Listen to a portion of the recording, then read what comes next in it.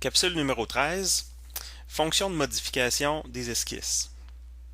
Dans SolidWorks, euh, habituellement, on n'a pas besoin de beaucoup de fonctions de modification, étant donné que au niveau géométrique, ce sont les relations d'esquisse qui vont être utilisées pour disposer les éléments aux bonnes positions.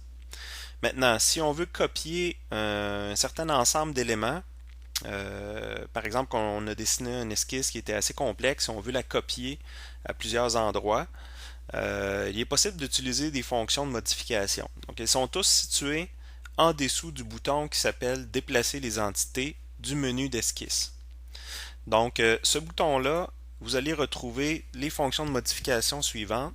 Donc, déplacer les entités, copier les entités, faire pivoter, mettre à l'échelle et étirer des entités. Donc, ces 5 fonctions-là vont nous permettre de modifier les éléments, de les copier, etc., de les déplacer, de faire des rotations, etc. Donc, il y a des choses qu'il faut comprendre aussi lorsqu'on veut utiliser des fonctions de modification. Comme je vous disais, avec le logiciel SolidWorks, ce ne sont pas des fonctions qui sont essentielles. On dirait que c'est des fonctions qui ont été intégrées au logiciel pour faciliter, si on veut, le travail des gens qui étaient habitués avec des logiciels comme AutoCAD, par exemple, où les fonctions de modification sont très importantes. Donc, première chose que je vais vous montrer, c'est la fonction de déplacer les entités. Donc, première étape à faire, dans le carré bleu ici, on doit sélectionner les entités que l'on veut déplacer. Donc, si je sélectionne le cercle, qui est ici, nous allons garder les relations du cercle. Présentement, le cercle n'a aucune relation géométrique. Ensuite, nous devons aller dans la case bleue ici qui s'appelle point de départ. Donc, lorsqu'on clique dans la case, elle devient bleue. Donc, on doit sélectionner un point de départ. Donc, habituellement, pour un cercle, on pourrait prendre le centre du cercle. Et nous allons déplacer le cercle à une autre position et cliquer graphiquement sur l'écran. Si je me déplace sur un point quelconque, il va pouvoir me donner certains outils d'accrochage automatique. Donc déposons-le là pour l'instant. Ensuite, autre démonstration que je vais vous faire avec cette fonction-là. Si j'essaie de déplacer des objets qui sont déjà en noir, comme par exemple ici j'ai des objets qui ont été fixés dans l'espace à l'aide de la relation fixée, qui est la petite encre. Donc ici nous allons utiliser par exemple, si je clique sur les éléments du rectangle dans le centre du grand rectangle, point de départ, nous allons cliquer, supposons, ce point-là. Et lorsqu'on veut se déplacer, on voit que j'ai aucune situation possible, c'est-à-dire que la fonction n'est pas possible. Si je veux garder les contraintes du rectangle, il n'y a pas de déplacement possible. La raison est bien simple, c'est que les éléments sont déjà fixés dans l'espace. Donc le logiciel veut garder une priorité pour les relations qui viennent fixer le rectangle. Si je veux les enlever, il y a une possibilité, ce serait de cliquer sur Garder les relations, ici, qui est la petite option, pour réussir à faire le déplacement même s'il y a des relations fixées. Donc à ce moment-là, on clique là-dessus pour enlever le petit crochet. Et là, je peux me déplacer à l'écran puis donner une nouvelle position pour le rectangle.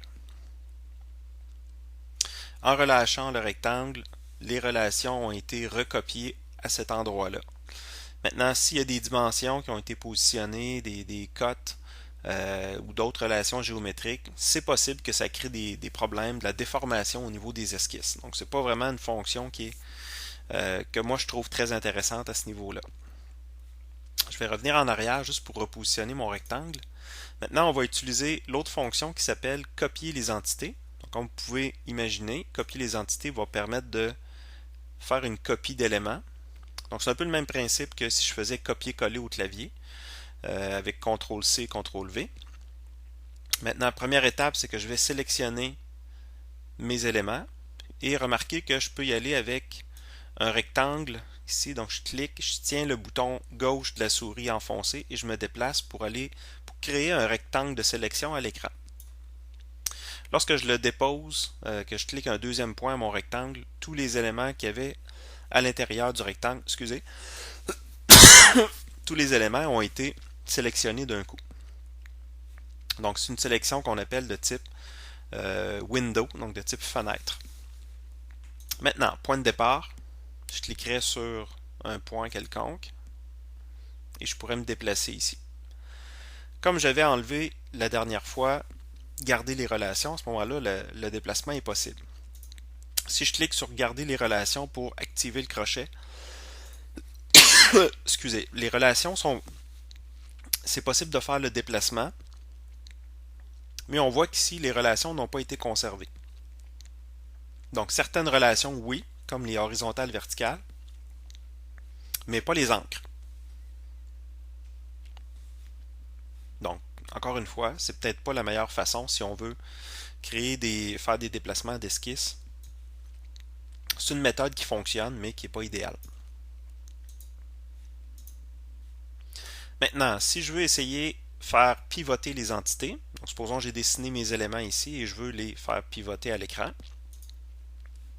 Même principe, cette fois-là, je peux partir de l'autre côté et faire mon rectangle vers la gauche cette fois-là. Donc, il y a une certaine nuance entre faire un rectangle de sélection de gauche à droite ou de droite à gauche.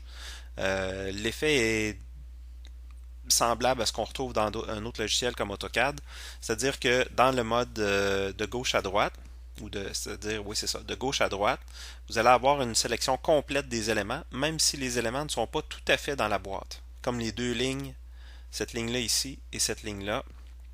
Donc, si je relâche mon bouton, les éléments, bon, ici, ils étaient déjà sélectionnés, c'est pas très...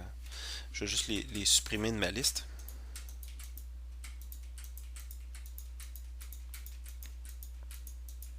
OK? Donc, pour faire la démonstration, si je pars du côté gauche vers la droite, voyez-vous, il n'a pas sélectionné les éléments qui étaient pas complètement dans la boîte. Donc ça, c'est un mode de sélection window qu'on appelle. Et maintenant, le deuxième mode de sélection, si je retire ces éléments-là, c'est le mode crossing qu'on appelle. Donc si je pars de la droite vers la gauche, il va sélectionner tous les éléments qui touchent à la boîte. Donc ce n'est pas nécessairement des objets qui sont à l'intérieur de la boîte, mais en autant qu'ils touchent à la boîte de sélection, ils sont ajoutés dans ma sélection. C'est ce qu'on appelle le mode crossing. Donc il me resterait une ligne ici à sélectionner et l'ensemble de la pièce va être ajouté dans ma boîte.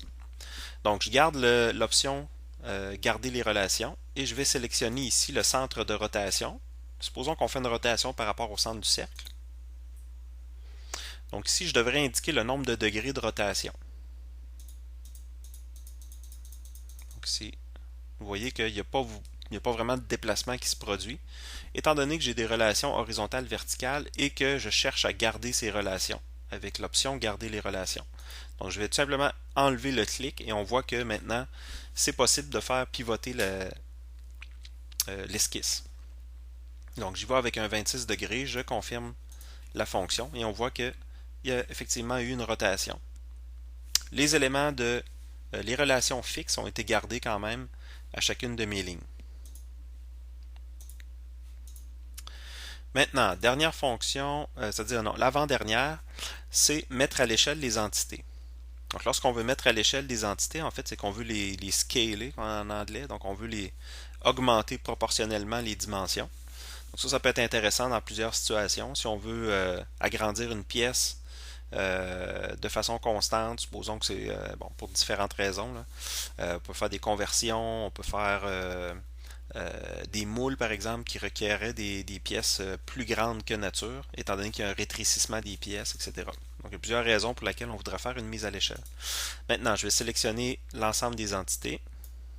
Je sélectionne un point de mise à l'échelle, donc ce serait par exemple l'extrémité en bas ici.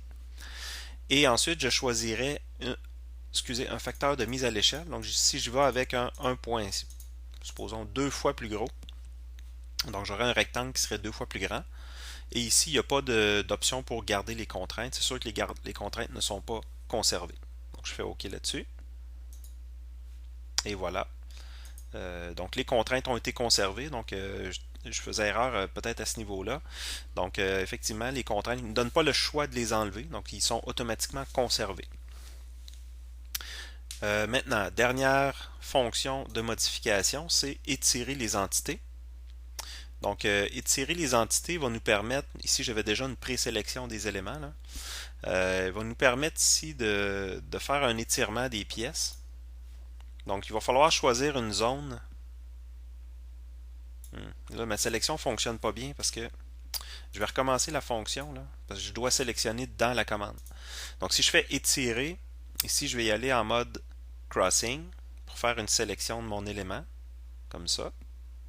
Là, je fais attention de fermer ma fenêtre à l'intérieur entre le cercle et le rectangle.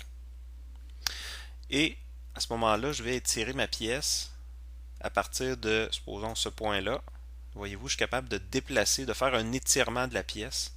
Donc, tout ce qui a été sélectionné est devenu comme la zone fixe d'un côté et de l'autre. Puis, il y avait comme la ligne verticale était la ligne de, si on peut dire là, ici, la ligne de frontière. Là, à partir de quel point je vais commencer à faire mon étirement. Donc, ça complète la capsule numéro 13 sur les fonctions de modification.